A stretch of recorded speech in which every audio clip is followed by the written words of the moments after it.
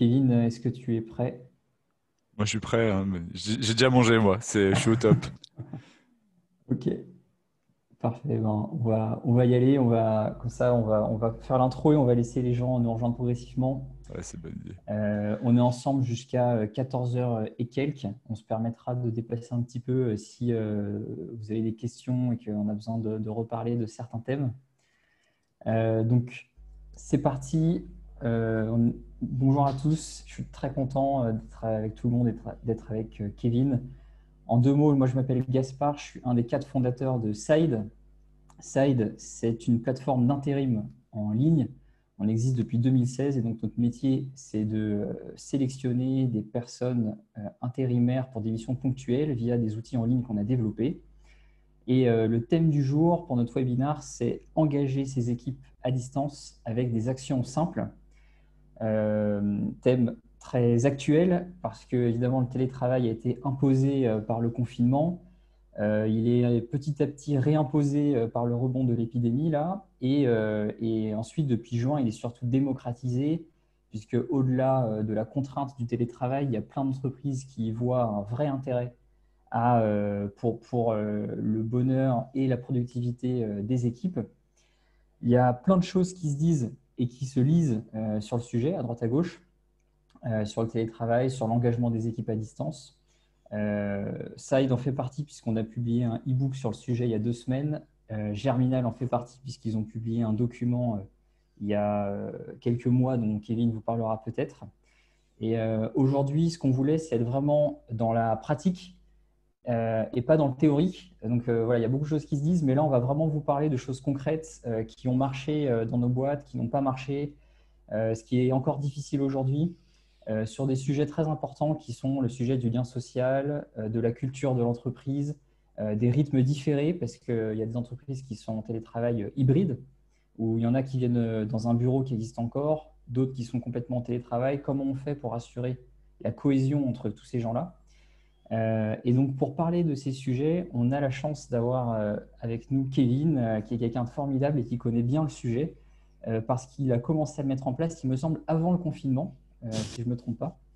Ouais, presque. Ouais. Donc, Kevin, est-ce que tu peux nous dire qui tu es et ce que tu fais? Ouais.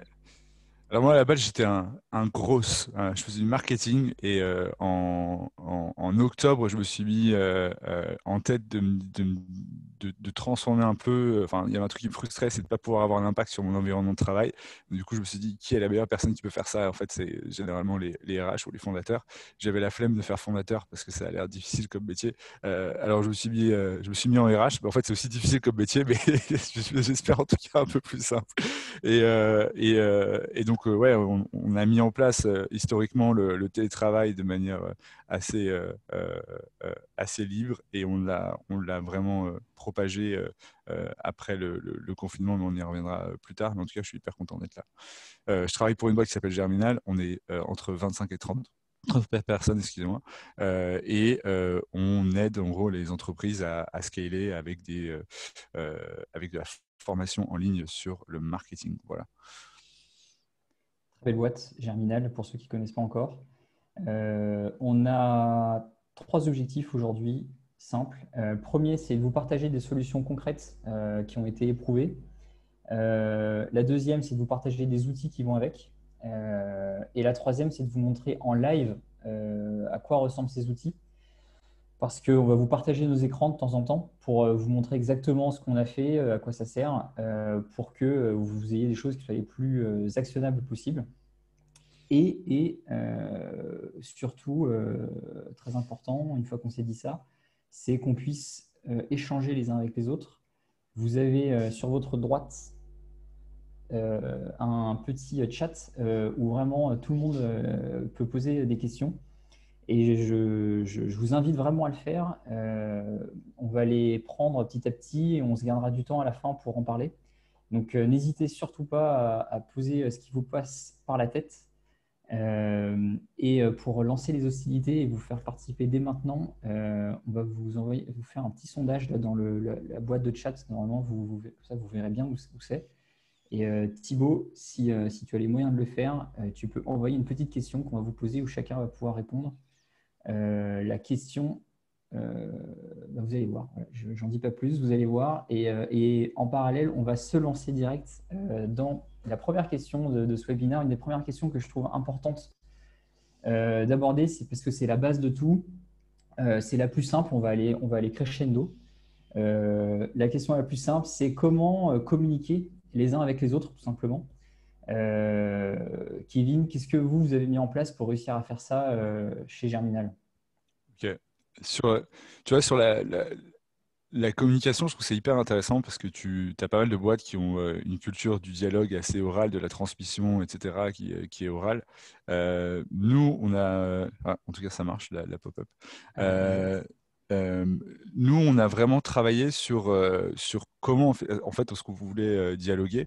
Et ça prend vraiment racine dans le dialogue, en fait, asynchrone. Donc, nous, on utilise Slack, enfin, comme tout le monde, j'imagine, mais je pense qu'on l'utilise bien. Donc, pourquoi est-ce que je dis qu'on l'utilise bien? C'est qu'on l'utilise de manière asynchrone. Ça veut dire qu'on ne regarde pas Slack 20 fois par jour. Ça veut dire qu'on n'a pas de notification d'allumer. Ça veut dire que 100% en fait, de notre dialogue est réalisé sur Slack et pas par mail ou trois autres moyens de communication différents, quoi. Et c'est en ça que je pense qu'on arrive à bien dialoguer, tu vois. Asynchrone, pour être très clair, ça veut dire que quand vous posez une question, vous n'attendez pas une réponse dans la minute, hein, on est bien d'accord.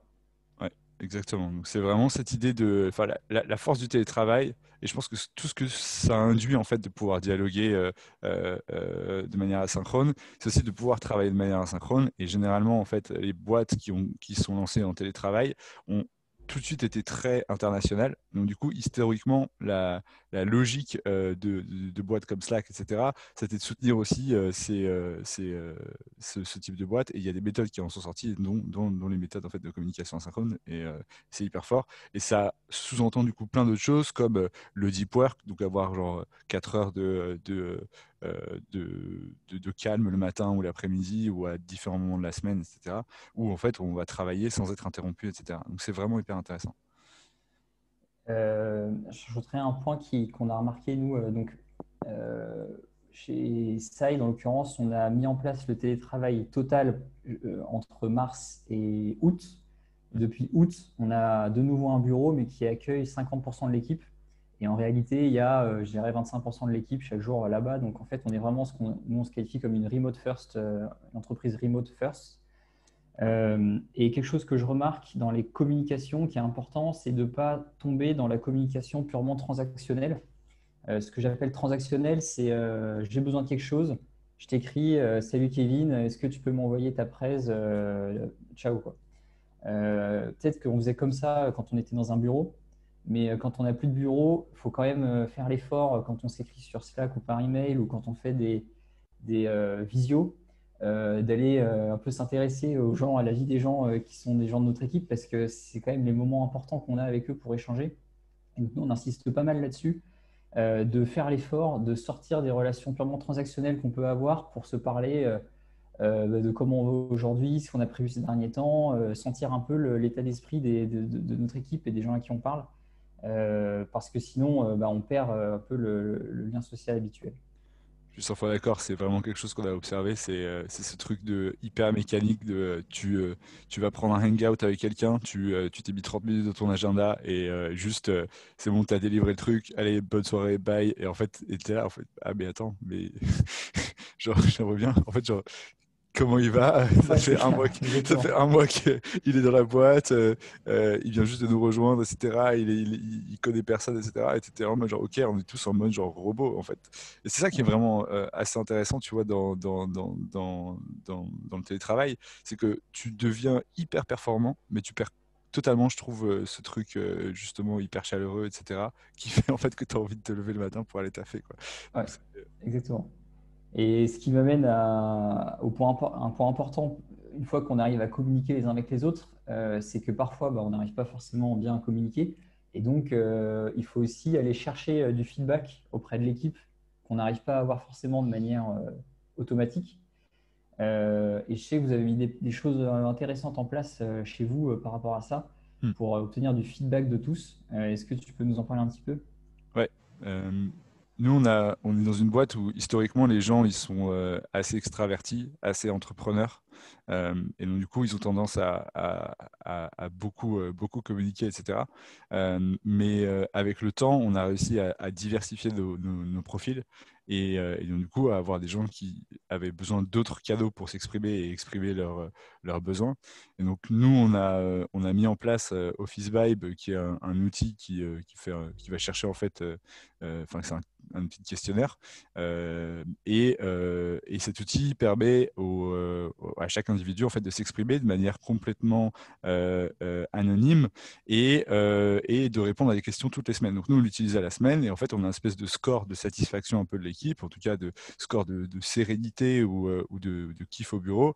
Et moi, je monitore vachement ça pour voir déjà si, de manière générale, l'équipe va bien et si après, de manière genre, hyper micro, est-ce qu'il y a un individu qui va pas bien, qu'est-ce qui s'est passé dans sa semaine, pourquoi il va mal, etc. Euh, Tu me diras quand est-ce que tu voudrais que je fasse Bah, la vas-y, démo. tu peux y aller maintenant, hein, si tu l'as sous la main. Moi, Et je là, connais c'est pas le Office moment. Vibe, j'ai jamais utilisé, donc ça m'intéresse de voir à quoi ça ressemble. Est-ce que Thibaut, tu peux juste me donner les droits pour pouvoir partager mon écran en fait?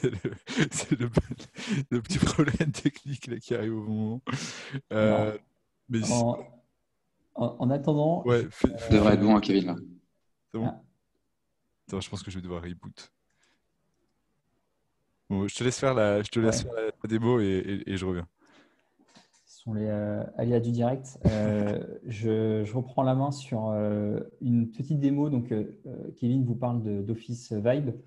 On a mis en place un truc avec Typeform chez Side qui permet qui permet de, enfin c'est simple, hein, c'est des, alors attendez, euh, ouais, on envoie un Typeform chaque mois, une fois par mois, avec toujours les mêmes questions pour savoir comment les personnes se situent sur ces questions-là. Donc, quel est votre état d'esprit général en ce moment par rapport à ce qui se passe chez Side? Est-ce que vous comprenez notre vision long terme? Est-ce qu'on est en adéquation avec nos valeurs, par exemple? Et donc, qui sont des choses sur lesquelles on a une note de 1 à 10, et ce qui nous permet de faire des moyennes ensuite sur l'ensemble de l'équipe. Et donc ça, on le suit de mois en mois et c'est vachement pratique parce que du coup, on arrive à bien sentir le pouls un peu de l'équipe et sentir s'il y a des sujets importants. Et donc, par exemple, dans le dernier, on l'appelle le Team Barometer. Dans le dernier Team Barometer qu'on a fait en août, là, on était globalement vraiment bien en termes d'état d'esprit, adéquation avec nos valeurs, vision et tout. Il y avait un point qui pêchait un peu, c'était une de nos valeurs qui est Be Buddies, qui est la notion justement de travail d'équipe.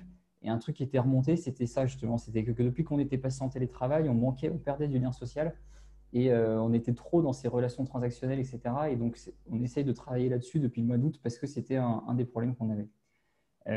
Kevin, est-ce que tu arrives à partager ton écran sur Office Vibe? Oui. Alors, les fameux taux de participation.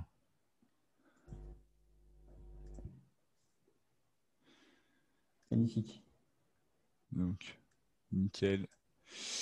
Euh, donc voilà, aujourd'hui, tac, je vais vous présenter un petit peu cet outil qui moi, m'a pas mal frustré au début et après m'a fait vraiment kiffer le produit. L'idée, c'est qu'à la base, Office Vibe, on va va poser des questions à votre équipe à des moments un peu aléatoires sur une batterie de questions test qu'ils ont fait avec, je crois, McKinsey. Ils ont 250 questions qu'ils vont poser. Et en fait, vous allez pouvoir vous comparer à votre industrie, etc., quoi. Le truc, c'est que nous, en fait, on répond pas du tout à ça. Et en fait, on se dit plutôt, on va commencer à utiliser un seul truc qui est intéressant, c'est le custom polls. Alors pourquoi j'ai pas choisi un Typeform ou d'autres éléments? C'est vraiment que le gros point positif de ce produit, donc là vous voyez mes taux de participation en août et tout qui sont catastrophiques. Et même de manière générale, je pense que j'ai du mal à avoir plus de 70-80% en moyenne de feedback. Mais ce qui est vraiment hyper incroyable dans cet outil, c'est vraiment le délire d'aller parler avec la personne qui vous a fait un commentaire. Donc, c'est vraiment le truc de si quelqu'un vous dit ah j'ai passé une semaine horrible et que normalement vous avez et qui vous met genre 3 sur 10, normalement avec un Typeform ou n'importe quel autre type d'outil qui gère l'anonymat, vous allez en fait être hyper frustré parce que vous allez avoir l'information que quelqu'un va pas bien, mais vous n'allez pas pouvoir interagir avec cette personne. Et donc nous, c'est totalement l'inverse de ce qu'on a fait. Enfin, on a la possibilité avec ça de voir un peu les feedbacks des gens. Donc là, je prends un feedback qu'on nous a donné en mai. Donc là, j'ai une personne qui me dit semaine trop courte, obligé de taffer un bout du dimanche. Et là, en fait, c'était ouf parce que ça m'a donné la possibilité en fait d'aller lui parler. Donc vous voyez, là, j'ai dialogué avec elle et je lui ai dit, écoute, bah, dis-moi plus, est-ce qu'on peut s'arranger, etc. Et j'ai réussi à la faire sortir de l'anonymat pour lui dire, ok, donc il y a deux éléments. La première chose, c'est qu'on va faire en sorte que tu travailles plus un dimanche. La deuxième chose, c'est qu'on va te payer ton dimanche. Et la troisième chose, c'est qu'on va s'organiser pour en fait que ton équipe elle aille mieux, etc. Pareil, j'ai une autre personne qui me dit, j'ai pas mal de stress et je suis dans une semaine un peu basse. Bah, je peux encore une fois parler avec elle et avoir vraiment la capacité en fait de comprendre comment elle va. Il y a vraiment aussi après, c'est un truc que j'ai pas fait mais que je vais bientôt faire parce qu'on n'était pas suffisamment dans l'équipe. Et là maintenant on a réussi à couper un peu la boîte en trois grandes équipes. Mais c'est du coup voilà faire une répartition par équipe et après commencer à envoyer des feedbacks enfin des questions sur bah, comment est-ce que enfin comment est-ce que vous avez passé votre semaine, comment est-ce que votre manager est avec vous, est-ce qu'il est bon, est-ce qu'il n'est pas bon, etc. Il y a énormément d'éléments qu'on peut faire, enfin qu'on peut poser. Et moi, ce que je fais, donc, du coup, c'est que tous les vendredis matins, je pose la question sur comment s'est passée la semaine. Et après, une fois par mois, je pose un questionnaire beaucoup plus long où il y a vraiment toutes les informations sur la boîte. Donc, je trouve que nous, on va avoir sur les gens et comment ils sont dans la boîte et quels sont les problèmes qu'on va faire remonter, etc. La deuxième chose que j'ai commencé à faire là-dessus, c'est que j'ai sorti un document Notion que je vais bientôt ouvrir à toute la boîte, qui est en gros un document qui me permet de gérer tous les problèmes en fait. Genre, je remonte tous les problèmes que j'ai et je mets une deadline dessus. Et en fait, avec tous les leads d'équipe, on la traque et on regarde en fait si les problèmes ont été résolus ou pas. Donc, je pense que c'est un très bon moyen d'utiliser Office Vibe en combinant après avec des actions directes. Parce que l'idée, et je pense que c'est la force de ce type d'outils, c'est de réussir à donner confiance aux gens dans le fait que s'ils remontent un problème, ce problème il sera réglé ou ils vont avoir une solution à la fin avec les gens. Et c'est du coup récupérant ce dialogue que j'arrive aujourd'hui moi à avoir une équipe qui est tout le temps hyper transparente. Et donc tout à l'heure je vous parlais un peu de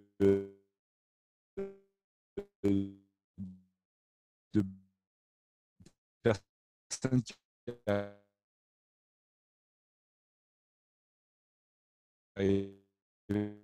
à s'exprimer à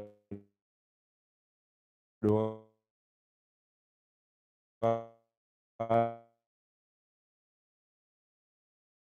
c'est un peu chiant et tout. Aujourd'hui, franchement, les gens, ils me rapportent que le fait que, en fait, ça leur sert vachement, quoi. Et moi, je le vois dans mon quotidien, c'est que en fait, tu as toujours, tu vois, genre là, tu le vois bien, tu as toujours genre toute la boîte qui va bien, qui est entre 7 et 10, tu vois. Et franchement, tu as toujours genre un ou deux spots comme ça par semaine où genre il y a des gens qui vont arriver à 2 ou 5.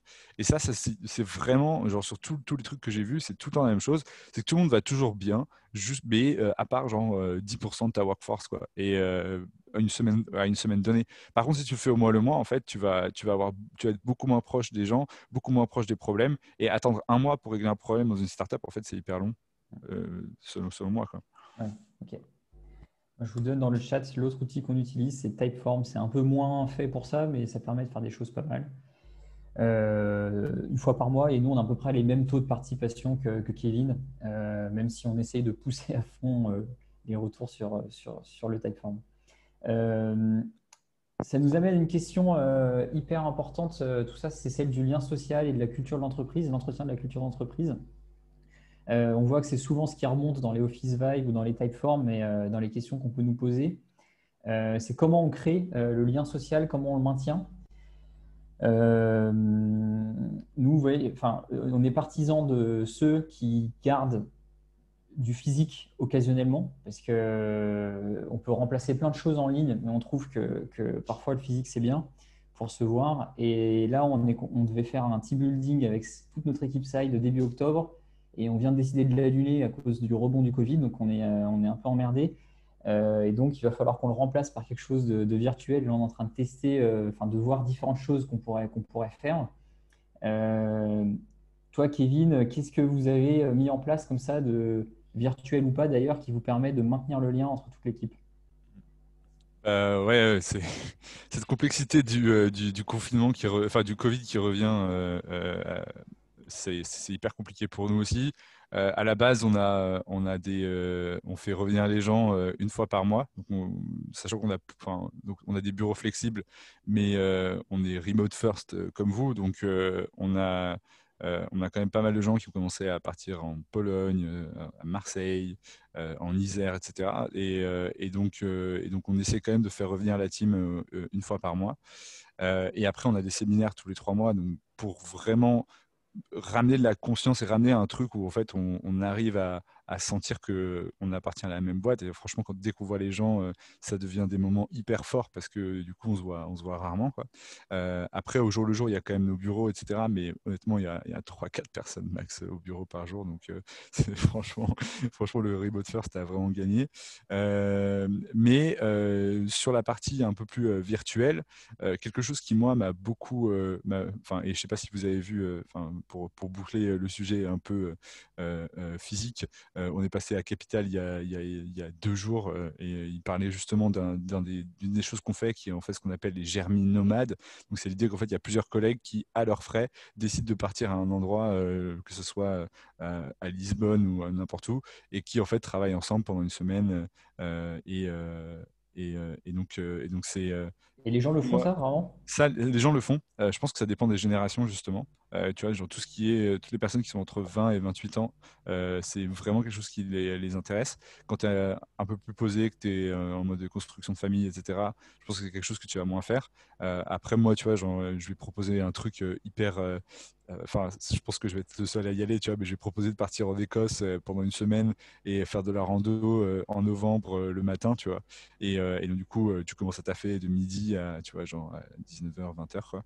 Et enfin, j'ai pas calculé les horaires, quoi, mais l'idée, c'est vraiment d'avoir, de complètement changer la manière dont tu vas travailler, etc., et de bousculer un peu ces habitudes-là. Bon, je pense que personne n'a envie d'aller en Écosse en novembre quand il pleut, etc. C'est mon kiff, je sais pas pourquoi. Mais voilà, je pense que c'est quelque chose qui est assez cool. Il y a déjà eu une occurrence depuis qu'on a lancé euh, en juillet.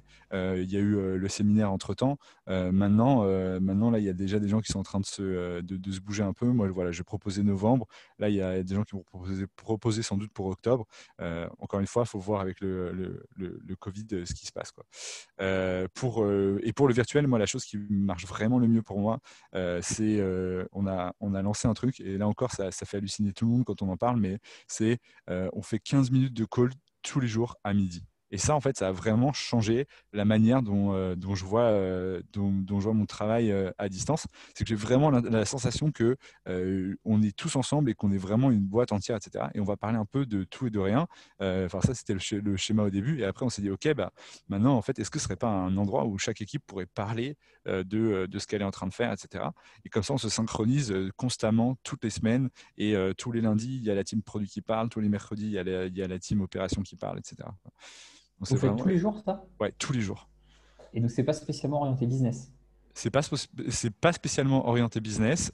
Ça l'est devenu, tu vois, avec le temps. Un peu naturellement, quoi. Mais tu as toujours la moitié du temps qui est réservé, enfin, ou plutôt sur les 5 dernières minutes qui sont un peu, ou les 5 premières minutes, tu vois, qui sont un peu en mode genre cafouillis, tout le monde se vanne, tout le monde se marre, etc.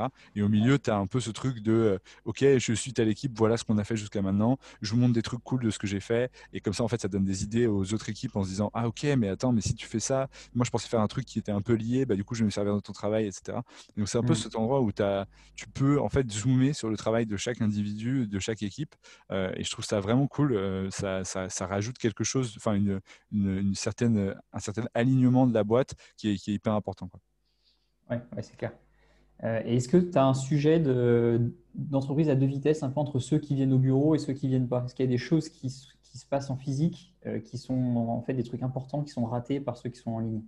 Je sais qu'il y a beaucoup de gens qui me parlent de ça. Moi, c'est quelque chose on a de la chance, ça ne nous arrive pas parce qu'il y a peu de gens qui vont au bureau, tu vois. Ouais, ok.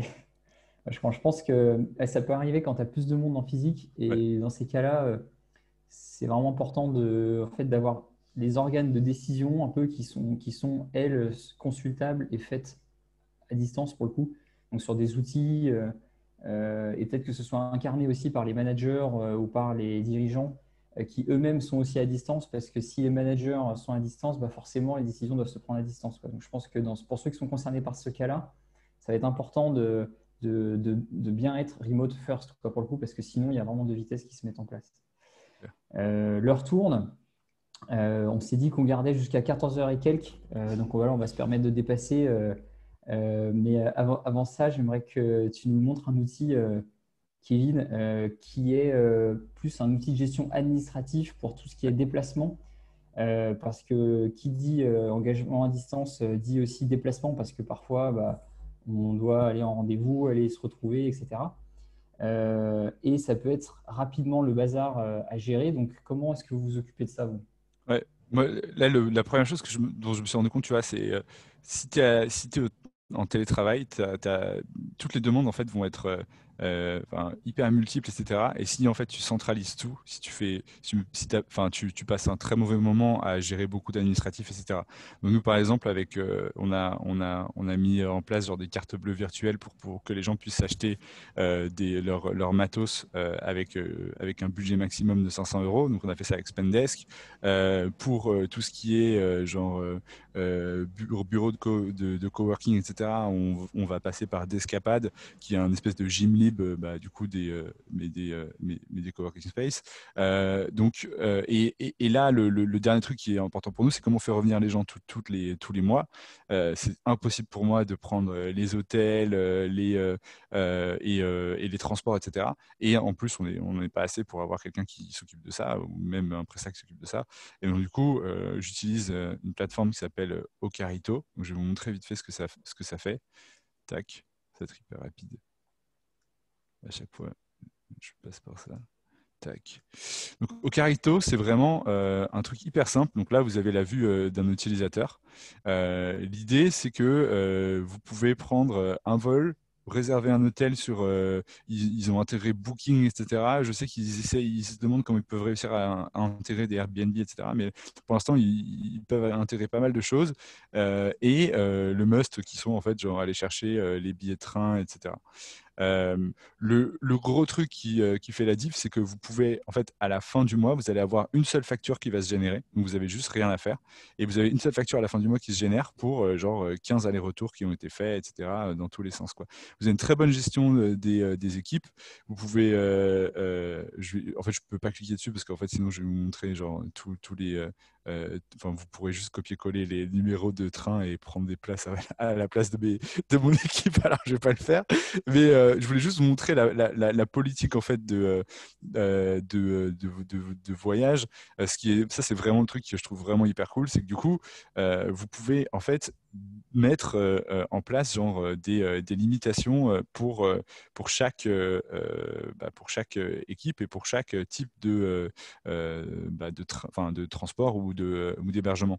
Et vous pouvez le séparer par équipe, il me semble, et c'est vraiment hyper intéressant parce que du coup, vous pouvez vraiment avoir une gestion hyper autonome sans vous dire, OK, genre, je pense que, enfin, si vous avez des gens dans votre équipe qui aiment bien flamber, bah, sans vous dire qu'ils vont flamber à votre place, quoi. Voilà. Donc ça, c'est un outil hyper cool et ça m'a fait gagner genre peut-être 4-5 heures de temps dans ma semaine, quoi. Donc je vous le conseille. Et le truc qui est incroyable, c'est que c'est gratuit parce qu'en fait, il se rémunère avec les commissions d'apporteurs d'affaires qu'ils prennent auprès de ces différents prestataires.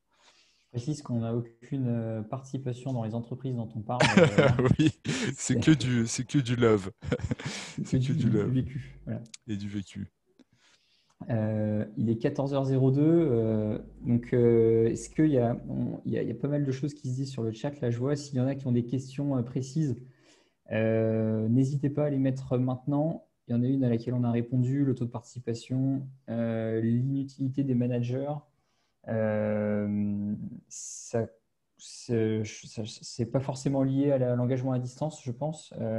C'est plus lié au travail. Donc, si vous voulez préciser cette question, n'hésitez pas. Moi, j'en ai une de question, peut-être pour finir. C'est qu'est-ce qui est encore difficile aujourd'hui, tu trouves, dans l'engagement à distance, Kevin? Parce que voilà, on met tous des choses en place. C'est quoi un peu la prochaine étape que tu aimerais régler? Ouais, tu vois, je pense que la question de la performance, ça se pose pas, parce que je pense que tu es performant Ouais, quand t'es pas interrompu, d'accord. etc. Et quand tu as de la documentation, les discussions asynchrones, etc., du deep work, quand t'es backé là-dessus, il n'y a pas de souci. Je pense que la grosse question, c'est comment avoir la sensation en fait que tu n'es pas juste un freelance, que tu es vraiment. Ouais, en fait, il y a converser et Q&R. Genre, Ah ouais, c'est exact, exact. deux trucs de dialogue. Moi, je me suis fait avoir aussi la dernière fois. Mais oui, oui, en fait, ça, c'est une question hyper intéressante parce que, en fait, pour moi, on va être de plus en plus isolé, on va être de plus en plus avoir la sensation de pas être dans le même bateau. Et je pense que toute l'idée, c'est d'essayer de comprendre en fait comment on peut réussir à faire ça, comment on peut réussir à avoir en fait une énergie qui est normalement communicative dans la même pièce, qui se communique en fait et par autre chose. Et pour moi, ça passe beaucoup par la vision de la boîte, ça passe beaucoup par la culture, et ça passe beaucoup par des choses en fait qu'on ne connaît pas encore, de comment en fait on va réussir à se regrouper, comment on va réussir à dialoguer. Tu le disais tout à l'heure, tu vois, en fait, pas avoir que des discussions transactionnelles, etc. C'est les premières étapes simples en fait enfin, et hyper compliquées pour pouvoir atteindre un environnement de travail qui soit hyper agréable pour les gens en télétravail, quoi. Ouais, ouais, c'est clair. Euh, c'est un petit peu lié d'ailleurs aux questions qu'on a sur le QNR. Là, c'est y a-t-il des générations qui sont moins adaptables au remote only, remote first? Comme tu dis, il faut que ça convienne à tout le monde. Nous, chez Side, on a entre 20 et 40, 45 ans quoi, dans la boîte et tout le monde est plutôt adapté. Enfin, je vois pas de différence spécialement entre les générations. Je pense que c'est une question c'est beaucoup lié à la culture de la boîte, effectivement, et à quel point on aide et on facilite la tâche sur les outils qu'on utilise. Je pense qu'il ne faut pas mettre de barrière d'âge, quoi. Ouais, c'est plutôt des barrières de culture pour moi. Ouais, Il y c'est a ça. des cultures, enfin, le télétravail nécessite une énorme confiance et de vraiment se dire, OK, chaque individu qui est dans ma boîte est pas en train de jouer aux jeux vidéo pendant 8 heures et de me dire que son travail il est difficile le lendemain. Et ça, en fait, il y a encore beaucoup de boîtes qui sont pas prêts à franchir ce pas. Et je pense que ça commence, enfin,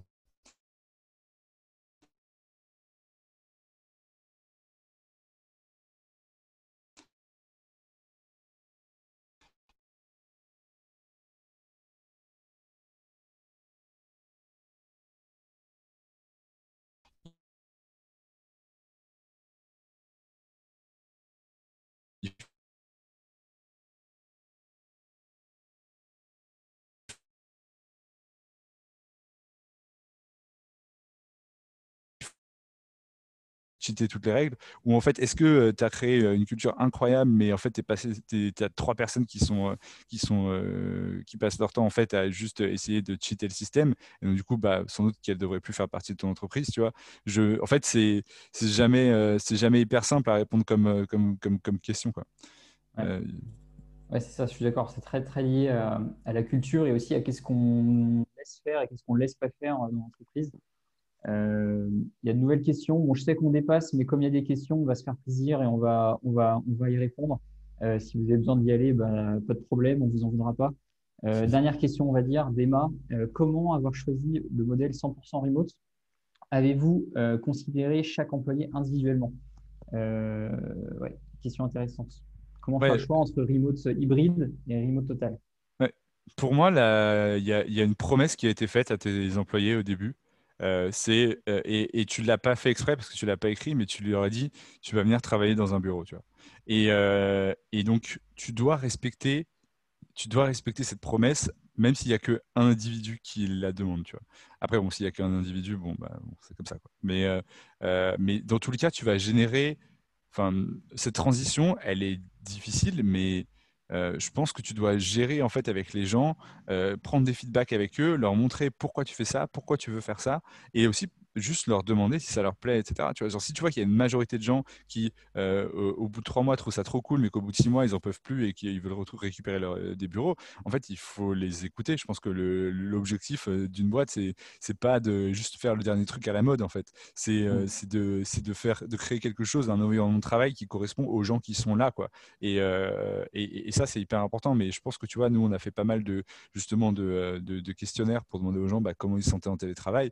Et aujourd'hui, enfin, tu vois, genre à l'époque, il y avait 60% des gens qui trouvaient ça hyper cool et 40% qui voulaient voir venir, tu vois. Aujourd'hui, il y a juste 2 personnes qui vont tout le temps au bureau. Et je trouve ça trop cool parce que du coup, elles sont là et elles voient plein de gens passer qui ont envie de venir au bureau un jour ou l'autre, tu vois. Et je respecte vachement ça, quoi. Et c'est totalement OK qu'on ait 2 individus qui veulent tout le temps venir au bureau chez Germinal, tu vois. Je vois aucun souci. Nous, chez Side, là, on a dans notre team baromètre mensuel, on a une question qui est quel est ton niveau d'enthousiasme par rapport au remote first? Et là, en août, fin août, on avait 9,1 sur 10 dans le niveau d'enthousiasme sur la question, ce qui était mieux d'ailleurs que les mois précédents. Et donc, voilà, ça nous donne des signaux encourageants, positifs, donc on va pousser dans cette voie-là. Après, c'est spécifique à notre boîte, quoi. Et c'est vrai que tu as raison, Kevin, je pense qu'il ne faut pas l'imposer, quoi. Faut que ça vienne du cœur de chacun. Et nous, nous, on est encore en format hybride aujourd'hui, mais on n'exclut pas le fait de passer en format total peut-être d'ici un an, tout en créant d'autres cérémoniaux avec notre équipe pour garder cet esprit d'équipe qui est hyper important. Mais peut-être qu'on est dans une phase transitoire en fait où on va aller vers quelque chose de total à plus long terme. À voir. Et les résultats du sondage sur qui pense passer en télétravail total versus hybride, on a 25% sur le total et 75% sur le hybride. Donc, mine de rien, le total gagne du terrain, je trouve, par rapport C'est clair, à avant. c'est impressionnant. Et Ouais. je vois juste une question de Jack, enfin, si je peux répondre à celle-là, parce que je la trouve vraiment hyper intéressante, c'est comment réussir l'intégration des nouveaux arrivants. Et ce qui est intéressant, c'est qu'il spécifie leur niveau de seniorité en disant qu'ils soient débutants ou déjà confirmés, comment réussir les onboarding, etc. Alors, les juniors, c'est hyper chaud, je trouve, de les intégrer. Et donc, il faut avoir un super onboarding, il faut avoir quelqu'un qui est dédié, il faut les appeler tout le temps, etc. Parce qu'en fait, c'est vraiment très dur pour eux de comprendre. En fait, enfin, ils n'ont jamais vu une entreprise. Et là, en fait, ils n'arrivent même pas à. Et c'est facile, en fait, d'imaginer ce que c'est qu'une entreprise, de voir comment les gens se parlent entre eux, de voir des gens. Enfin, de comprendre de manière intuitive un peu les règles tacites. Mais en télétravail, en fait, il faut que tout soit expliqué et il faut que toutes les méthodes de travail soient expliquées, etc. Et ces gens-là, en fait, parfois, ils sont juste là en mode, ok, je sais pas quoi faire, je sais pas comment commencer, etc. Ils sont hyper perdus. Donc, il faut vraiment avoir un accompagnement très fort. Et c'est, je pense aussi pour ça que nous, on est vraiment dans une optique maintenant où on prend que des seniors dans notre entreprise parce qu'on sait que c'est juste trop difficile d'onboarder des juniors de la meilleure des manières, je trouve. La question se pose beaucoup moins pour les confirmer. Après, il y a toujours ce truc de comment réussir un onboarding social, on va dire. Et comment tu fais pour que les gens sociabilisent et qu'ils aient vraiment une sensation de comprendre avec qui ils travaillent, etc. Ça, tu peux que le faire en ramenant du physique, etc. Enfin, en tout cas, selon moi, j'ai pas encore trouvé une autre manière. Mais tu vois, il y a des gens qui n'ont jamais vu leurs collègues pendant genre 2 mois chez nous et c'était vraiment ouf, quoi. Ouais, c'est clair. Euh, Merci beaucoup pour vos questions. Merci à toi, Kevin. On va aller vers la fin de ce webinaire. J'espère que ça a été utile à tout le monde. Je vais vous partager 2 liens là dans le chat. C'est tac, le e-book Side, justement, où on parle de ces choses-là, et le doc Germinal. C'est OK si on le partage, Kevin? Avec plaisir. Tac, le doc de Germinal sur le télétravail. Euh, on est joignable sur LinkedIn tous les deux si vous le souhaitez, et on organisera un nouveau webinaire jeudi prochain côté Side sur le sujet du recrutement à distance avec un Nice. directeur du recrutement de chez Franprix et un directeur du recrutement du groupe WeCare. Donc un autre sujet, tout autant d'actualité. Merci beaucoup à tous d'être venus. On est très content de faire. C'était le premier webinaire de Side. Voilà, vous avez vécu un moment historique. Et, euh, Incroyable. et merci beaucoup, Kevin, de t'être prêté au jeu. Avec plaisir. Salut à tous. Bye bye. Merci à tous. Bonne journée. Historique, incroyable. Je savais pas que j'étais le premier intervenant. Et ouais.